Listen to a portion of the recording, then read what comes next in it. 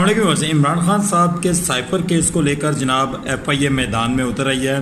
आज जब फैसला सुनाया जाना था तो FIA की टीम वहां पे पहुंची और उन्होंने कहा जी हमें 1 वीक का टाइम दिया जाए और हम इसके ऊपर कुछ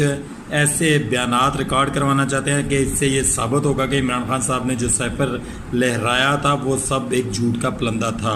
जबकि आपको ये बात मालूम होनी चाहिए कि जो इस्लामाबाद हाई कोर्ट है वो इस चीज़ को मद्देनज़र रखते हुए इमरान खान साहब को बाइज्जत तौर पर बरी करने वाली थी आज साइफर केस के अंदर भी, लेकिन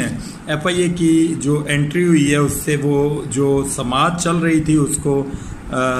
जनाब उन्होंने पोस्टपोन कर दिया। उन्होंने कहा जी 1 से 2 दिन के बाद दोबारा समाअत होगी। लेकिन आपको ये बात बताएं कि ये इनकी कोशिश है कि डोनाल्ड वुड के बयान को जो है वो सामने रखते हुए इमरान खान साहब की सज़ा को बरकरार रखा जाए, लेकिन ऐसा नहीं होगा क्योंकि जो घटा के बादल थे वो जनाब ख़त्म होना शुरू हो गए और इमरान खान साहब की पवेलियन में